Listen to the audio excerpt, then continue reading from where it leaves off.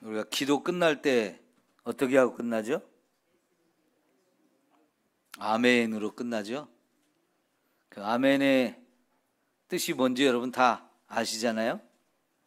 아멘의 뜻이 뭡니까? 그렇게 될 줄 믿습니다. 동의합니다. 그 말씀이 옳습니다. 이런 뜻이 들어있어요. 그래서 우리가 아멘 기도하고 이제 내가 기도한 거 그렇게 될 줄 믿습니다. 하나님이 응답하실 줄 믿습니다 하면서 아멘 하고 끝나죠. 기도는 그렇게 끝났어요. 그러면 그렇게 끝났으면 이제 어떻게 해야 되는 거죠? 믿고 기다려야죠. 그죠? 믿고 기다려야 됩니다. 근데 우리가 이제 믿고 기다리는 걸로만 끝나면 안 돼요. 그렇게 되기를 기도했으면, 뭔가를 위해서 기도했으면 내가 먼저 그런 삶을, 거기에 합당한 삶을 살아야 할 줄 믿습니다. 그래야 진짜 하나님이 저와 여러분의 기도가 그거 진실한 기도였구나, 정말로 그걸 원하는 거구나, 하나님이 저와 여러분의 삶을 보고 이 기도가 진짜네 이렇게 인정하시고, 그러면 진짜 이루어져야지 이렇게 하지 않겠어요? 기도는 이렇게 이루어달라고 내가 기도를 했는데 그거하고는 전혀 상관없는 삶을 살아간다? 그럼 여러분, 우리가 기도한 게 거짓말로 보이지 않겠어요? 그러죠? 이제 아멘 했다고 하나님이 이제 내 기도 들어주신다고 믿음의 확신을 갖고 가는 거 좋습니다. 그리고 기다리는 거 좋아요. 그런데 진짜 기도는 그 다음에 우리의 삶의 현장에 가서 내가 어떻게 사느냐가 중요한 거예요. 그래서 아멘 했다고 이제 하나님이 내 기도 들어주실 거야, 그것도 좋지만 진짜 그렇게 아멘하고 기도가 끝났으면 그 다음에 우리의 삶이 기도와 일치하는 삶을 살아야 할 줄 믿습니다. 어떤 면에서는요, 근데 기도 마치고 아멘 그리고 이제 우리가 삶의 현장으로 가는데, 그 아멘은 이제 삶의 현장에 가서 우리가 살기 위해서 파이팅 하고 가는 거라고 마찬가지. 운동 경기 하는 사람들이 지금 이제 운동을 막 하러 들어가요. 시합을 하러 들어가요. 그럼 이겨야 되죠, 그죠? 그리고 뭔가 좋은 결과를 얻어야 되기 때문에 시작하기 전에 막 파이팅 이런 소리를 막 잔뜩 하죠. 왜 그래요? 우선 자기 자신을 격려를 하는 거야. 그리고 막 스스로 힘을 내는 거예요. 그래서 야, 이거 꼭 이겨야 돼. 그 이기기 위해서 내가 더 열심을 내야지, 끝까지 최선을 다해야지, 힘을 내야지, 뭐 이러면서 경기에 임하는 것처럼 아멘 하고 우리가 기도를 마쳤는데, 거기는 내가 기도한 거에 대해서 하나님이 들어줄 것이라는 확신을 가지고 믿습니다, 그렇게 해주실 줄 믿습니다, 확신을 갖습니다, 뭐 이런 의미도 있지만 이제 기도하고 나서 우리의 삶의 현장으로 가야 되거든요. 그리고는 실제 이제 삶을 살아야 돼요. 그럴 때 이 삶을 시작하면서 화이팅! 하고 가는 거와 비슷하다라고 생각을 할 수 있어요. 왜냐하면 이제부터 저와 여러분이 기도를 마치고 삶을 살기 위해서 가는 그 삶의 현장, 그 만만치 않잖아요.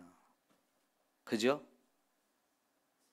우리가 살러 가는 이 삶의 현장, 거기는 죄악이 가득한 곳이에요.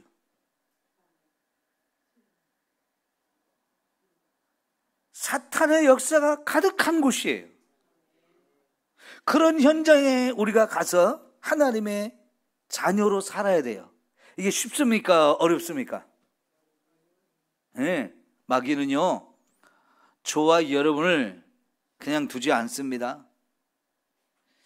우리가 잠을 자면 마귀도 잠을 자요. 아유 좋다 하고 잠을 자요. 근데 우리가 기도하고 또 그 기도한 대로 살러 막 힘을 내가지고 막 힘차게 나가면 그때부터 마귀가 긴장해가지고 저놈 봐라, 기도도 열심히 하더니 이제 기도 열심히 한 대로 또 살려고 막 하네. 그럼 마귀가 긴장을 해요. 그래가지고 저는 그냥 두면 안 되지, 어떻게든지 다리를 걸어 넘어뜨리든지 다리 몽둥이를 부러뜨리든지 저거 엉터리 방터리로 만들어야지 하면서 저와 여러분을 그냥 두지 않는단 말이에요. 그리고 이미 마귀가 세상을 엄청 죄악으로 물들여 놔가지고 세상은 다 쥐레밭이에요. 쥐레밭. 언제 한번 잘못 밟으면 꽝 터져가지고 우리가 어떻게 될지 모르거든요. 그만큼 저와 여러분이 사는 이 세상은 우리가 하나님의 자녀로 믿음을 가지고 하나님 주신 어떤 사명을 가지고 가서 살기에는요, 만만치가 않은 세상이란 얘기예요. 우리가 뭔가 하나님의 주신 사명을 붙들고 가서 그렇게 살려고 마음을 먹고 가도 사탄은요, 저놈이 보통 놈이 아닌데 하면서 다 노리고 있다가 저와 여러분을 온갖 수단과 방법을 동원해서 넘어뜨리고 그 일을 못하게 하려고 방해하고 핍박하는 일들이 굉장히 많다고요. 근데 우리가 세상에 들어가서 하나님 자녀답게 살지 않으면 아무 문제 없어요. 사탄이 시비 안 걸어요. 세상에 흘러가는 대로 나도 거기 따라가려고 그러면 사탄은 박수를 치면서 잘한다 잘한다 그럴 거면서 그렇게 살면 어려울 게 하나도 없어요. 근데 문제는 뭐냐면 저와 여러분이 이제 세상으로 갈 때 거기서 하나님 자녀로 살려고 가는 거예요. 거기서 하나님 말씀대로 순종하며 살려고 가는 거예요. 거기서 하나님 맡겨주신 사명을 감당하면서 살려고 하는 거예요. 그렇기 때문에 여기서 마찰이 생기는 거죠. 세상에 지금 가는 방향하고 우리가 가는 방향이 틀린 거예요. 세상이 가진 목적과 목표가 우리가 가진 목적과 목표가 달라요. 세상이 어떤 똑같은 일을 한다고 할 때에도 그 수단과 방법도 또 달라요. 그러니까 세상과 우리는 늘 갈등을 빚을 수밖에 없고요. 때로는 다툼도 일어나는 거고요. 그래서 심각한 문제들이 생긴단 말이에요. 그러니까 여러분 우리가 화이팅을 해야 되겠어요? 안 해야 되겠어요? 화이팅을 해야죠. 힘들고 어려울 때마다 야 아무개야 힘내, 스스로 자기 자신을 향해서 화이팅 하면서 여러분 가야 되는데 그게 뭐냐면 아멘이에요. 아멘.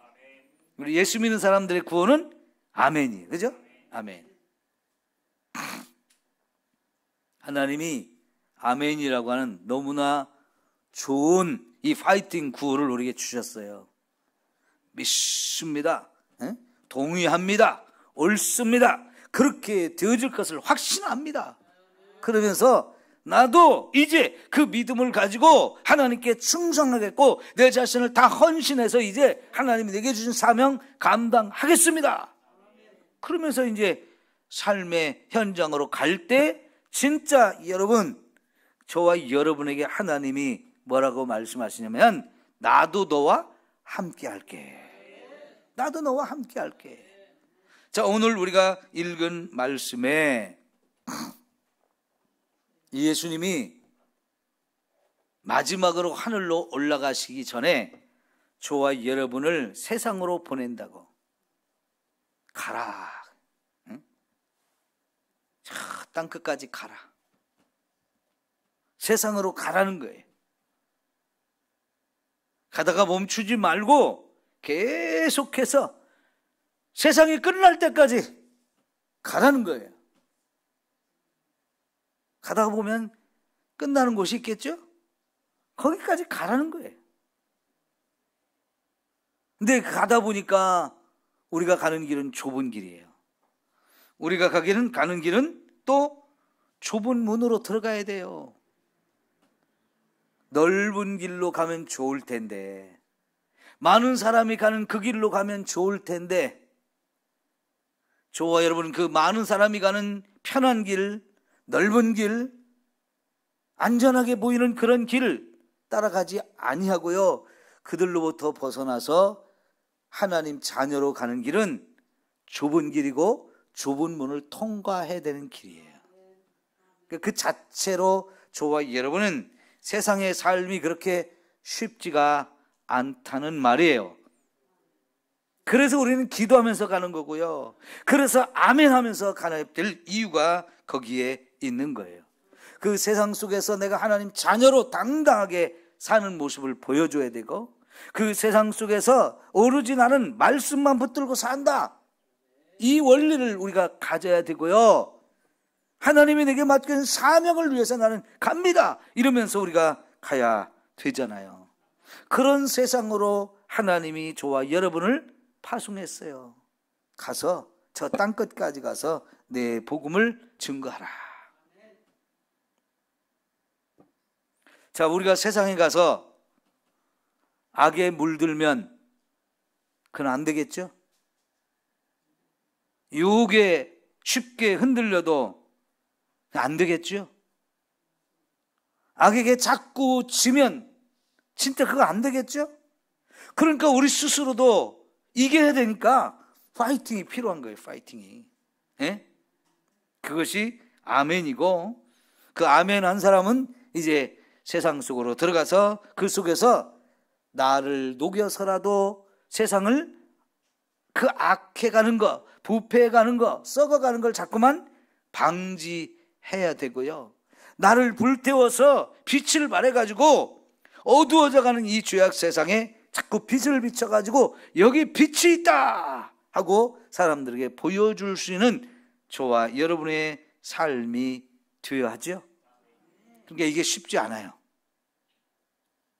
그래서 우리가 기도해야 되고 파이팅 해야 되고 힘을 내서 이 세상으로 가야 될 줄 믿습니다.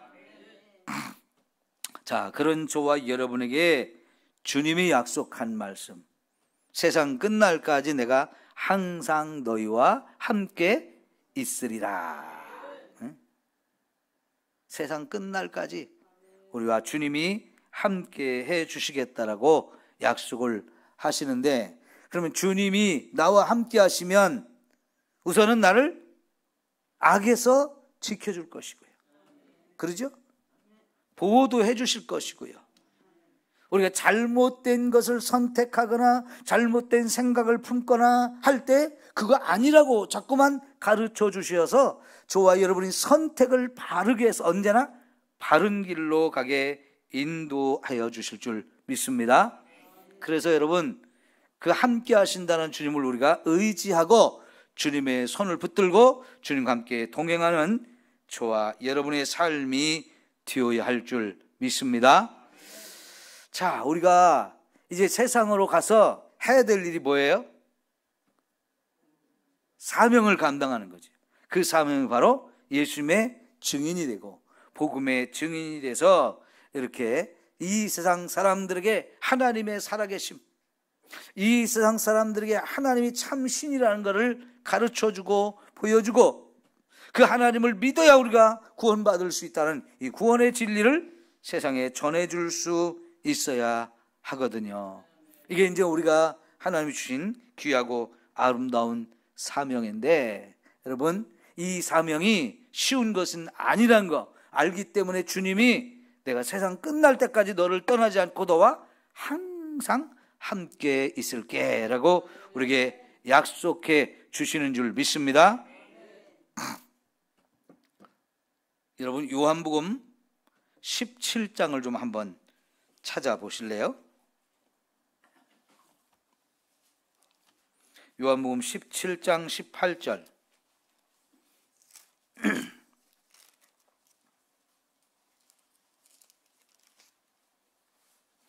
이 17장은 예수님의 마지막 기도예요.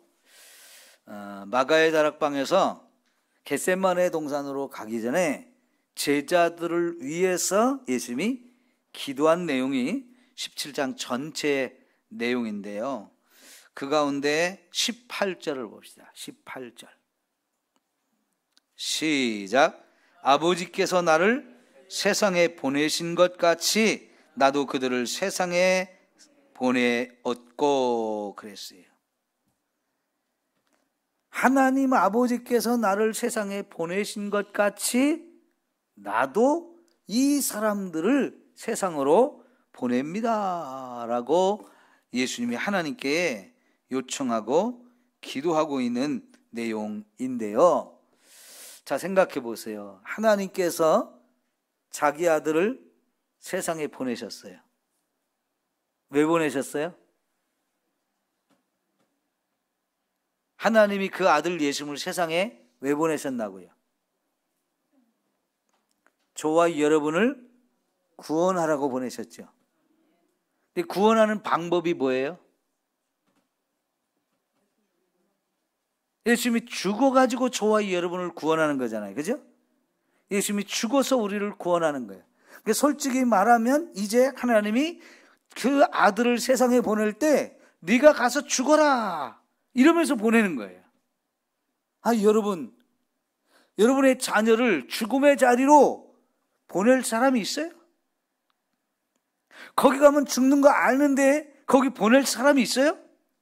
거기는 절대 가면 안 된다 그렇게 말릴 거잖아요. 그죠? 차라리 내가 가는 한이 있어 너는 가면 안 돼 이렇게 말릴 거잖아요. 그죠? 그런데 하나님은요 자기 아들을 죽음의 자리로 보내셨어요. 우리를 대신해서 죽으라고 그렇게 하나님께서 자기 아들을 보내셨어요. 이제 예수님이 이 마가의 다락방에서 기도 마치고 겟세마네 동산으로 가실 거거든요. 거기서 무슨 일이 벌어질지 이미 다 알고 있어요. 이 마가의 다락방에서 가룟 유다가 예수님을 팔 걸 알고 네가 하려고 하는 그 일을 하라고 보내줬잖아요. 그죠? 그래서 거기서 나온 가룟 유다 어떻게 했어요? 그 길로 대제사장에 가서 오늘 밤 예수님이 저 겟세마네 동산에 기도하러 가실 거야. 그러니까 거기서 잡는 것이 가장 좋은 장소이고 좋은 시간이고 그러니까 거기 가서 예수를 잡아라. 그러니까 그래서 예수를 죽이려고 하는 사람들도 좋다. 네가 말한 대로 그 시간 그 장소가 정말 기가 막힌 장소 기가 막힌 시간이네. 같이 가자 해가지고요. 가룟 유다를 앞세워가지고 대제사장과 바리새인들이 보내는 군인들을 데리고 그 군인들이 다 손에 무기를 들고 한밤중에 겟세마네 동산으로 왔죠. 그리고는 가면서 뭘 약속했어요? 내가 가서 입 맞추는 사람 그 사람이 예수니까 그 사람 바로 체포해서 너희들이 가라. 이렇게 모든 약속이 되어지고 그 일이 진행되어지는데 예수님이 그거 다 알고 겟세마네 동산을 가셨잖아요. 그러니까 거기서 무슨 일이 벌어질지 알아요. 그런데 이제 거기에 가기 전에 이 마가의 다락방에서 제자들을 위해서 마지막 기도를 해주면서 하나님께 하나님이 나를 세상에 보낸 것처럼 나도 이 사람들 내 제자들 세상으로 보냅니다. 이 말씀을 하셨는데요. 이게 굉장히 깊은 의미가 있어요.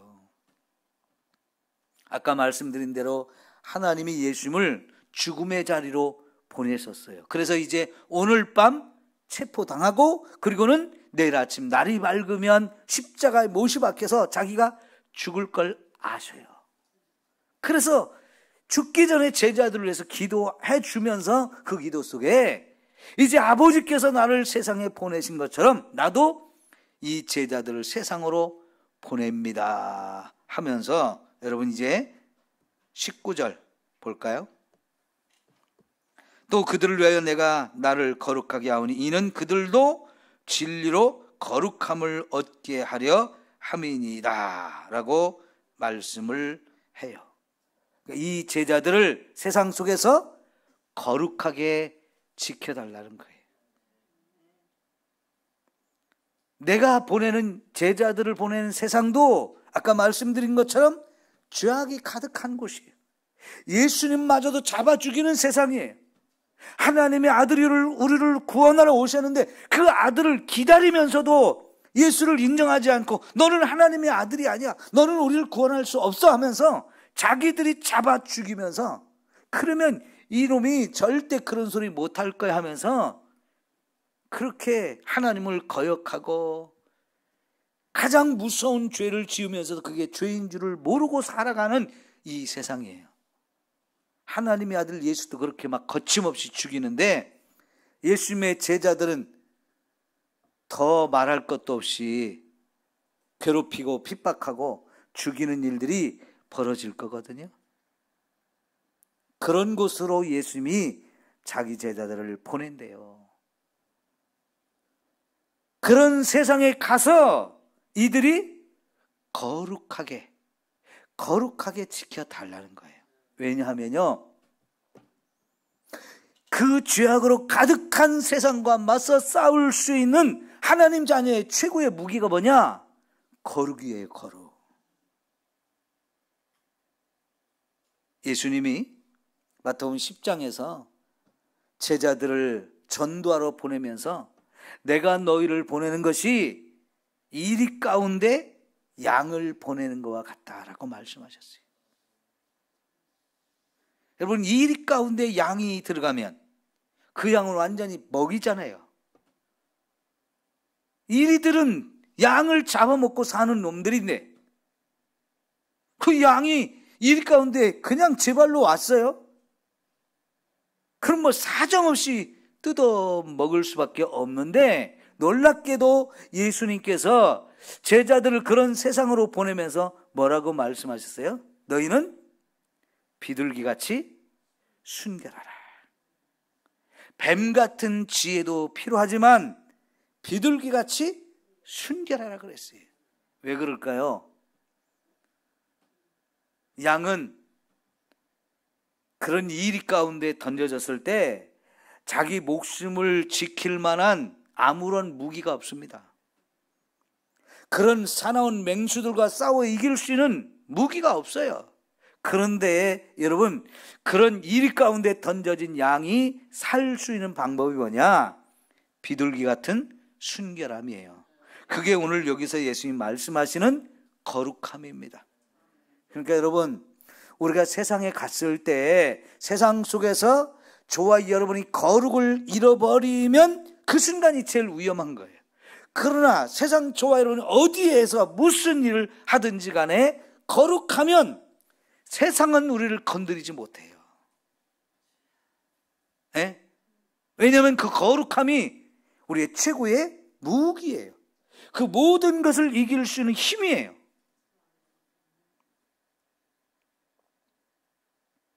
보십시오. 아까 우리는 세상 속에 들어가서 빛이 되고 소금이 되어야 된다고 그랬죠. 그런데 짠 맛을 내는 소금도 있지만 맛을 잃어버린 소금도 있다고 그랬죠. 짠 맛을 내는 소금은 자기를 녹여서 세상에 썩어가는 것을 막아요. 부패해지는 것을 막아요. 근데 자기가 녹아져야 돼. 근데 맛을 잃은 소금은 어떻게 한다고 그랬어요? 밖에 버릴 것이고, 그럼 사람들이 밟고 다닌다고 그랬죠. 맛을 잃은 소금은 쓸모가 없기 때문에 결국은 버림을 받게 되고 사람들에서 짓밟힘을 당할 수밖에 없거든요. 이게 거룩을 잃어버린 것과 똑같은 거예요. 맛을 잃어버린 소금이라는 것은 거룩함을 잃어버린 성도와 마찬가지예요. 성도는 말 그대로 거룩해야 하는 존재이고, 그 거룩함이 세상에서 가장 큰 무기고 자기의 생명을 지킬 수 있는 유일한 방법이에요. 근데 우리가 세상 속에 그 죄악 속에 들어가서 나도 같이 죄악을 배우고 나도 같이 죄를 짓고 나도 그 죄악에 완전히 져가지고 같은 죄인이 되면 마귀가 얼마나 춤을 추며 기뻐하겠어요. 건드리지도 않았는데 지 알아서 넘어졌거든요. 지 알아서 죄악에 퐁당 빠졌거든요. 그 마귀가 너무 손쉬운 거예요. 그거는 경계할 것도 없는 거고 마귀도 그때는 잠을 자요. 아, 이거는 건드릴 필요도 없네. 나도 쉬어도 되겠구나. 이런단 말이죠. 예수님께서 저와 여러분을 세상에 보내면서 그 세상이 예수님이 죽으러 온 것처럼 우리가 보냄받는 세상 속에서 우리는 죽음을 당할 수도 있어요. 엄청난 고난을 당하고 핍박을 당해야 되는 세상 속에 우리가 가는 거거든요. 그래도 우리는 가야 돼요. 왜? 주님이 저와 여러분을 그 세상 속에서 우리를 구원해 주셔서 저와 여러분을 거룩하게 하나님의 자녀로 만들어 주셨고, 이제는 우리에게 사명을 주시면서 네가 나왔던 그곳으로 이제 네가 가서 사람들에게 이 복음을 전하라. 그럼 네가 살아난 것처럼 네가 전하는 복음으로 세상에 죽어가는 영혼을 또 살릴 거다. 이게 이제 주님이 저와 여러분을 세상에 보낸 목적인데, 그 일을 하도록 마귀가 그냥 두지 않는다는 얘기예요. 어떤 사람은 어둠에 빠져있는 영혼을 구원하러 갔다가 자기도 어둠에 빠져요. 죄악에 빠져있는 영혼을 구원하러 갔다 자기도 같이 죄악 속에 어울리면서 그냥 자기 정체성을 잃어버리고, 아, 여기가 좋사오니 그렇게 돼버려요. 그러면 아무 일을 할 수가 없는 거죠. 하나님 우리를 세상에 그렇게 하라고 보낸 것이 아니고요, 사명을 주시면서 그 사명을 감당하라고 저와 여러분을 보내신 거예요. 자, 여러분, 예수님이 우리에게 주신 이 기도, 가르쳐준 기도가 기도의 모범이거든요. 이렇게 너희는 이렇게 기도하라면서 주님이 기도하는 모범을 보여주셨는데, 그게 주기도문이잖아요. 자, 주기도문에 이제 여러 가지 우리가 기도할 내용을 가르쳐 주셨는데, 첫째는 뭐예요? 하늘에 계신 우리 아버지요. 그 다음 뭘 기도하라고요? 이름이 거룩히 여김을 받으시. 아버지의 이름이 거룩히 여김을 받도록 하는 기도. 이게 우리의 기도의 첫 번째 제목이에요. 두 번째는 나라가 임하시오며. 누구의 나라? 하나님의 나라가 이 세상 속에 이루어져야 된다는 거예요. 세 번째는 아버지의 뜻이 하늘에서 이루어진 것처럼 땅에서도 이루어져야 됩니다. 그 아버지의 뜻이 이루어져야 된다고, 이게 중요한 기도의 제목 세 가지예요. 그 다음에는 우리 자신을 위한 기도도 하라고 그랬죠. 일용할 양식도 구하고 악에서 구하시라고, 시험에도 들지 않게 해달라고. 그러죠? 이거 우리를 위한 기도예요. 지금 제가 여기서 악에도 빠지지 않고 시험에도 들지 않게 해달라고 하는 것은 우리가 기도하는 내용인데, 자, 우리가 하나님 앞에, 하나님, 내가 이제 오늘 또 하루를 살아갈 텐데 일용할 양식을 주옵시고, 시험에도 들지 않게 하시고 다만 악에서 구하옵소서라고 기도를 했어요. 그리고 진짜 죄가 가득한 세상으로 우리가 갔어요. 그러면 내가 악에도 빠지지 않고 시험에도 들지 않게 해달라고 기도를 했는데 내 스스로가 죄악 속으로 걸어 들어가서 죄를 져요. 그러면 이거 기도 하나만 하죠. 그죠? 엉터리 기도한 거죠. 그러니까 우리의 기도를 이렇게 악에도 빠지지 않게 기도하고 시험에도 들지 않고 기도했으면 그 다음에는 진짜 우리가 삶의 현장에서 나를 악에 빠뜨릴 만한 상황들이 엄청 많거든요. 우리 시험 들게 할 일들이 엄청 많거든요. 거기서 내가 악에 빠지지 않도록, 시험에 들지 않도록 스스로 나도 노력을 해야죠. 그죠? 기도는 이렇게 해놓고 삶은 거기에 맞지 않는 삶을 살아간다?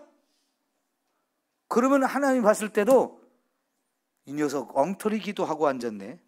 에? 뭔 그딴 기도를 해. 지도 그렇게 안 살면서. 어리석은 사람은 뭐라고 하냐면, 하나님, 제가요 악에 빠지지 않게 해달라고 기도를 했는데 왜 제가 악에 빠졌죠? 이렇게 하나님께 따지고 들어요. 여러분, 하나님이 우리를 악에 빠지지 않도록 지켜주지 않아서 그런 거예요? 아니면 내 스스로 악에 빠져든 거예요? 그죠? 그 내가 악에 빠지지 않도록 해달라고 하나님께 나 좀 도와달라고 기도를 했으면 나도 악에 빠지지 않도록 거기에 맞는 삶을 살아야죠. 여러분, 도박을 끊지 못하는 사람이 하나님, 이 못된 놈의 성질, 못된 놈의 습관 이거 좀 끊고 싶어요. 하나님, 나 이거 도박 좀 끊게 해주세요. 그렇게 막 간절히 기도를 했어요. 그래놓고 예배당에서 나와서 집으로 가다가 삼천포로 빠져서 도박장으로 갔어요. 그리고는 돈을 다 잃고 새벽에 나오면서 하나님, 나 도박 좀 끊게 해달라고 그러는데 왜 이거 안 끊게 안 도와줬어요? 그러면 맞아요, 안 맞아요? 자기가 그런 기도를 했으면 집으로 가던 길 꽃장 가야지 왜 삼천포로 빠지는 거예요? 나도 기도한 것에 걸맞게 노력을 해야 될 거 아니에요, 그죠? 여러분, 손모가지를 끊어내는 한이 있어도, 그죠? 그 도박을 안 하려고 노력을 해야 되잖아요, 그죠? 기도했으면 기도한 그 내용에 맞게 우리도 살아야 된다는 얘기예요.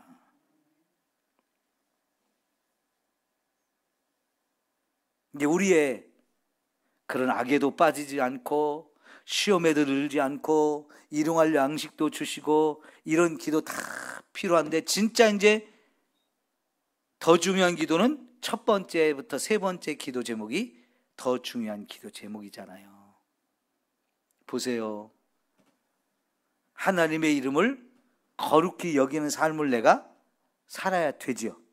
내가 그렇게 살면서 내 삶으로 나부터 하나님의 이름이 거룩해지도록, 하나님의 이름이 아름다운 이름이 되도록 자꾸 드러낼 수 있는 그런 삶을 내가 살아야 하나님 모실 때도, 야, 제가 기도도 그렇게 하더니 삶도 그렇게 사네? 기도하고 내 삶이 일치가 됐어요. 그러면 하나님이 얼마나 좋아하시겠어요. 그러면 내가 더 도와줘야지. 내가 저를 나의 일꾼으로 삼아서 내 이름이 자꾸 빛나게, 내 이름이 아름다운 이름이 되도록 저를 일꾼으로 써줘야 되겠구나 하면서 하나님이 더 저와 여러분을 지켜주시고 도와주시고 힘주시고 능력 주시고 사람도 붙여주시고 물질도 붙여주시고 해가지고 여러분, 하나님의 이름이 드러나게 도와주실 거 아니에요. 그러죠? 두 번째는 아버지의 나라가 오게 하옵시며 하고 기도를 했어요. 그러면 여러분, 이 땅이 하나님이 다스리고 하나님이 왕이 되시는 그런 나라가 되어지기를 자꾸 소망하면서 나부터 하나님의 통치를 받아야 돼요. 그게 하나님 말씀대로 내가 순종하는 삶인 거예요. 나는 하나님 말씀대로 안 살면서 하나님의 나라가 이 땅에 임하기를 위해서 기도한다? 그거는 기도한 거고 내 삶하고 안 맞는 거니까 뭐가 엉터리요? 기도도 엉터리고 생활도 엉터리가 되는 거잖아요. 그러면 저와 여러분의 기도도 하나님 모실 때 가증스러운 기도를 한 거예요. 하나님 들어주실 수 없는 기도인 거예요. 자, 오늘 저와 여러분이 이 자리에서 하나님께 막 열정적으로 뜨겁게 기도를 했어요. 예? 그러면 하나님이, 야, 아무개가 오늘 이런 기도를 하는구나, 내가 들어줘야지 하고 하나님이 일어서셨어요. 우리가 이제 기도 마치고 가요. 그러면 우리의 삶에 이제 하나님이 우리 기도한 대로 응답하시려고 하시는데 내가 하는 짓거리가 기도한 거고 영 딴판으로 가네요. 그러면 내 기도에 응답하시려다가도 응답해 줄 수가 없는 상황이 되는 거잖아요. 하나님의 손이 멈추고 하나님의 발걸음이 멈출 수밖에 없는 거예요. 그러죠? 그러니까요, 아멘 하는 것도 중요한 일이지만 진짜 중요한 게 또 뭐냐? 아멘 한 다음에 그 다음에 저와 여러분의 삶도 중요하다는 거예요. 그래야 진짜 하나님이 저와 여러분이 기도한 대로 우리의 기도를 들어 응답해 주실 수 있다 하는 거예요. 기도했으니까 하나님 다 들어주실 거야. 맞는 말인데 그렇게 기도해놓고 우리가 엉터리로 살면 응답해 주시려고 하나님이 준비하시고 마음도 먹으셨고 이제 일어나서 응답하려고 하는데 우리가 엉터리로 살면 절대로 하나님이 응답하실 수가 없다는 얘기예요. 진짜 저와 여러분이 기도하고 응답받기를 원하면 이제부터 저와 여러분의 삶이 우리의 기도와 일치가 되어야 된다. 따라합시다. 기도와 삶이 일치해야 한다. 네, 기도와 삶이 일치해야 진짜 기도가 응답되어질 수 있는 거예요. 자, 여러분, 지난주에 우리가 세상의 변화를 위해서 기도했죠. 이 땅을 고쳐달라고 기도했어요. 우리 가정도 변화시켜주고 교회도 변화시켜주시고 이 나라도 고쳐주시고 저 지금 전쟁이 일어나고 있는 러시아와 우크라이나 사이에도 하나님이 가셔서 세상을 고쳐주시고 땅을 고쳐주시기를 위해서 기도했어요. 그죠? 그러면 나부터 세상을 변화시키기 위한 그 어떤 노력을 해야 되겠죠? 그 세상이 변하려면 내가 변해야 돼요. 나는 안 변하고 세상이 변하기를 바라면 그거는 100번 기도해도 의미가 없어요. 그러죠? 100번 기도해도 의미가 없어요. 내 옆에 있는 사람이 다 변해도 내가 안 변하면 그건 의미가 없는 거예요. 그런데 반대로 세상이 안 변했어도 내가 변하면 세상이 변한 것처럼 보여지잖아요. 그리고 변한 내가 내 주변에 있는 사람들에게 영향을 미치게 됨으로 인해서 나 한 사람만 변해도 내 주변은 얼마든지 변할 수 있어요. 여러분 가정에 변화되지 않은 그 한 사람 때문에 힘든 게 얼마나 많아요. 예? 한 사람만 안 변해도 가족 식구가 다 힘들어요. 근데 그 변하지 않은 사람이 나라면 그게 제일 심각한 거 아니에요? 그죠? 내 가정이 변하려면 나부터 변하면 돼요. 나는 문제가 없는데 다 저놈들이 문제야. 그러면 세상이 변할 수가 없어요.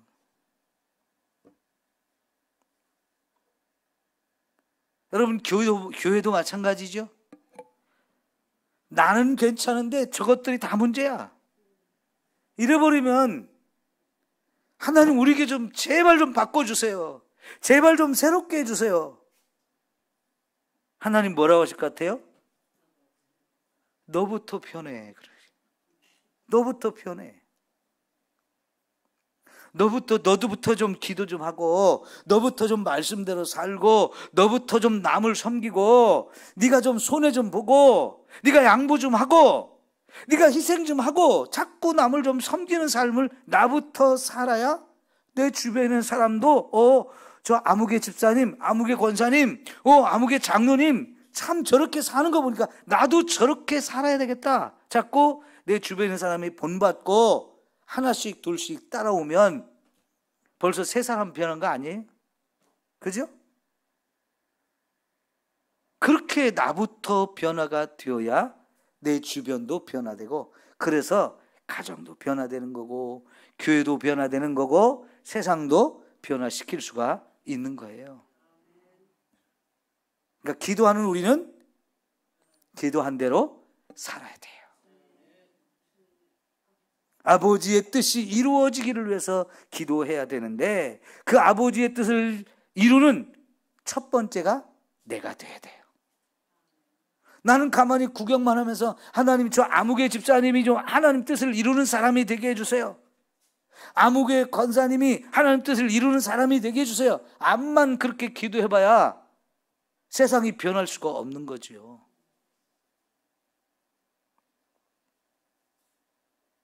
다른 사람이 눈에 거슬리는 게 보이거든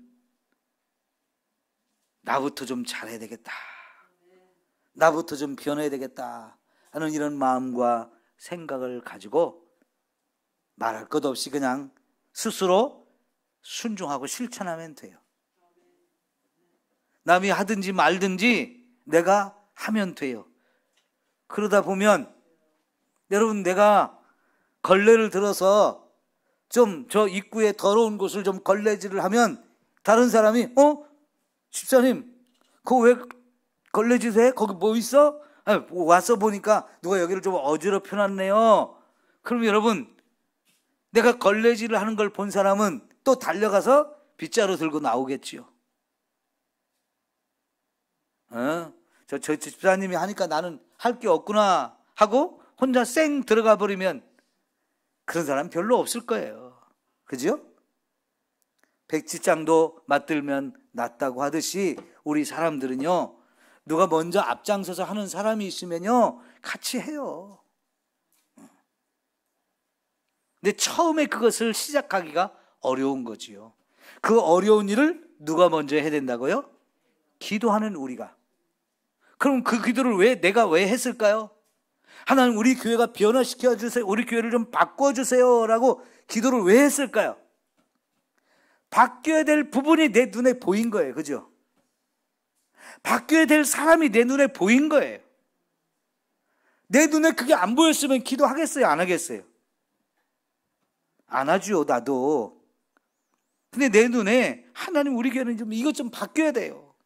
아무개 집사님 좀 바뀌어야 되고요, 아무개 권사님 좀 바뀌어야 돼요. 문제가 보인 거예요. 그죠? 근데 그걸 그 사람이 어떻게 변해야 되는지, 우리 교회가 어떻게 변해야 되는지를 나는 알고 있어요. 그러면 그 일을 누가 먼저 해야 된다고요? 그걸 알고 있는 내가 먼저 해야죠. 근데 그걸 안 하는 사람은 왜 안 할까요? 본인은 그게 문제인지 몰라서 그러는 거예요. 자기가 지금 변화되어야 될 사람이란 자신을 모르니까 계속해서 그 짓을 하는 거예요. 그것이 잘못됐는데도 잘못됐다는 생각이 없어서 깨달지 못하니까 계속 잘못된 일을 하고 있는 거예요. 그런데 내 눈에는 그게 잘못됐다고 보여요.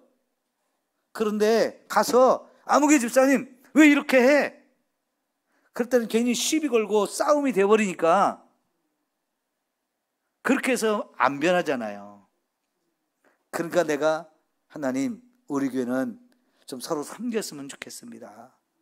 기도하는 사람이 많았으면 좋겠습니다. 이렇게 우리가 원하면서 그런 기도를 하나님께 했다면 기도를 내가 먼저 해야 되고 섬기는 일을 내가 먼저 해야 되는 거잖아요. 그러니까 기도했으면 우리의 삶이 같이 뒷받침돼야 돼요. 기도와 삶이 일치되어질 때 그 기도는 하나님 모실 때도 맞아, 네가 정말 그걸 원하는 거구나, 그게 정말 변하기로서 네가 먼저 앞장서서 하는구나, 네가 힘들지만, 너도 힘들지만 그걸 하는구나, 내가 도와줄게. 그래서 하나님이 사람을 붙여주시고요, 그게 필요한 일이 되어지도록 하나님이 만들어 주시는 거잖아요. 제가 오늘 이제 세미나를 좀 다녀왔거든요.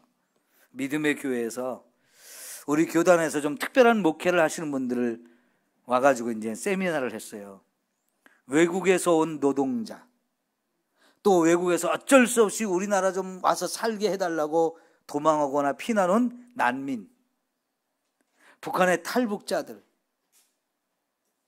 우리나라 이제 결혼 못하는 총각들, 노총각들을 위해서 결혼해서 온 외국인 여자들, 그리고 그의 자녀들, 이 사람들을 대상으로 특별히 목회하시고 사역하시는 분들이 와서 이제 그런 부분에 대해서 이제 세미나를 했는데, 제가 참 감동을 받은 얘기가 하나 있어요. 서울에서 그 필리핀에서 온 사람들을 대상으로 이제 주로 목회를 하시는 분인데, 필리핀 사람들이 한 몇십 명 모인대요. 근데 예배 장소가 작아가지고 더 많은 사람이 오고 싶어 해도 더 이상 받을 수가 없는 상태라고 얘기를 하는데, 어느 날 그 교회에 필리핀 이제 여성인데 임신을 했는데요. 쌍둥이를 임신했대요. 그런데 산모가 위급한 상황이 됐어요. 뭔가 좀 잘못돼가지고. 그래서 서울 국립의료원에 이렇게 갔더니, 우리 병원이 국립의료원이지만 이 산모와 그 태아를 살릴 수 있는 시설이나 이게 부족하니까 더 좋은 병원으로 가십시오. 이런 시설들이 잘 되어 있는 곳으로 가십시오 해가지고 사람들이 서울대병원으로 데리고 갔대요. 그 목사님이 뒤늦게 알고 뭐 거기 가도 되겠지 하고 갔더니, 이 사람 우리 병원에서 치유하려면 먼저 1,000만 원을 갖고 와야 된다고 그러더라는 거예요. 근데 외국인 노동자들 이런 사람들을 목회하면 거기서 헌금이 많이 나올 수가 없어요. 그런 교회는 진짜 돈이 없어요.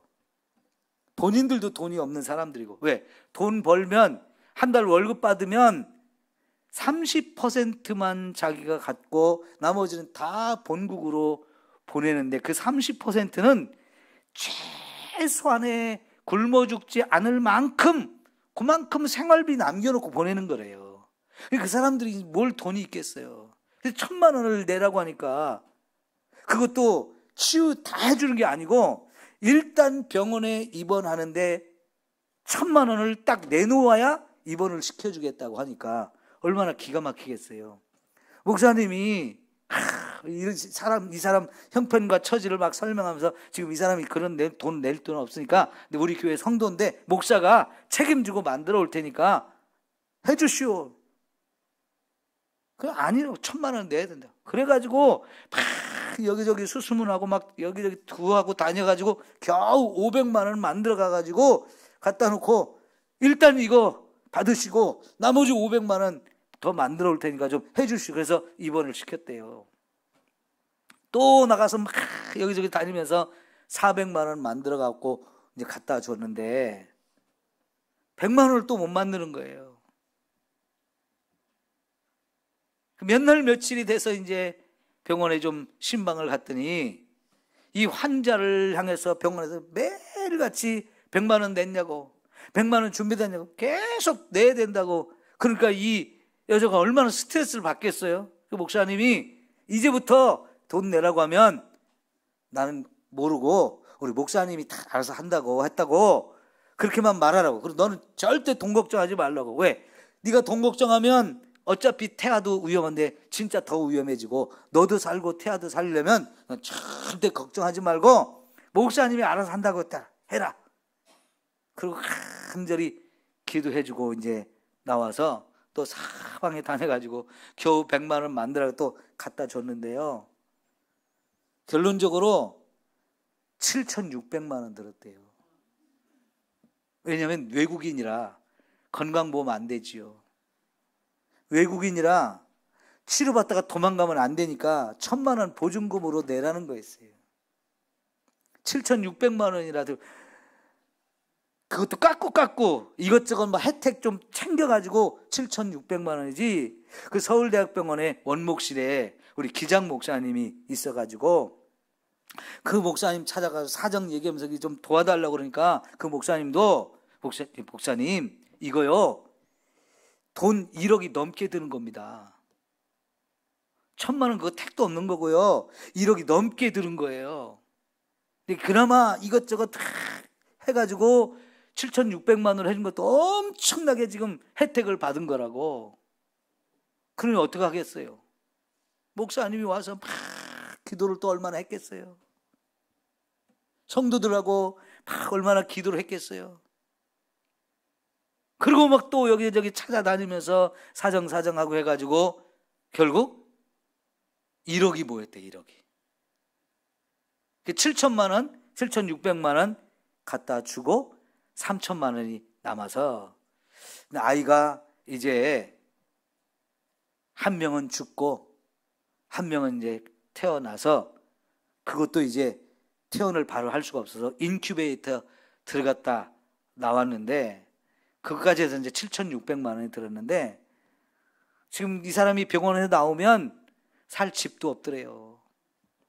그래서 3천만 원 주면서 이걸로 방 얻고, 그리고 아기하고 같이 좀 생활을 해야 되니까 이거 가져라, 네가 너한테 다 줄게, 줬대요.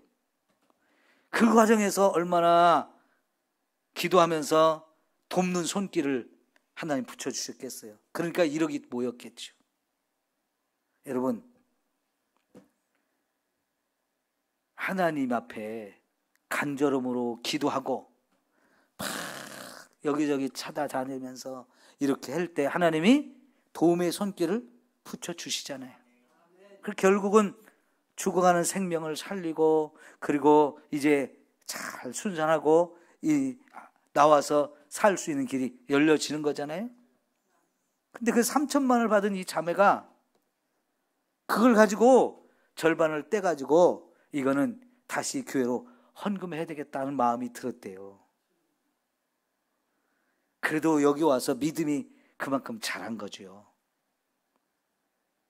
자기 생활이 지금 너무너무 절박한데 3천만 원 그냥 준 거지만 그거 다 필요하지 않아요? 그래서 1,500만 원 뛴다는 거 그 사람도 그 정말 어려운 일이었을 거예요. 근데 내가 이거 1,500만 원 교회에 헌금한다고 하면 우리 목사님이 안 받을 거라는 생각이 딱 드니까 주변에 있는 나이 드신 분들을 좀 불러가지고 내가 이거 1,500만 원 교회에 헌금하고 싶은데 이거 헌금하면 우리 목사님은 안 받을 게 뻔하지 않냐고. 그러니까 좀 우리 어르신들이 목사님한테 가서 그 사람 1,500만 원 헌금한다고 하는데 목사님 꼭 받아주세요, 받아주세요, 자꾸 이렇게 하고 결국은 목사님이 안 받을 수가 없었대요. 자, 여러분, 참 기가 막힌 일이죠. 누군가 옆에 도와주지 않으면 죽을 수밖에 없는 엄마와 태아들이에요. 지금 아주 급해요. 그 사람들을 살리기 위해서, 그 사람들을 정말로 하나님의 자녀로 세우고 믿음으로 살도록 가르치면서 목회를 하고 있는 이 목사 입장에서 돈도 없는데 이거 어떻게 하나, 그냥 한숨만 쉬고 있으면 되겠어요? 얼마나 간절하게 기도를 하겠어요? 성도들과 더불어 함께.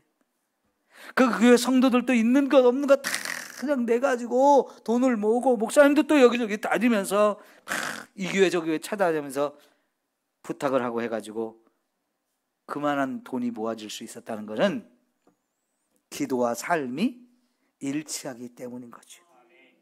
그 영혼을 살리고자 하는 마음이 진심인 것을 하나님이 삶을 통해서 보신 거죠.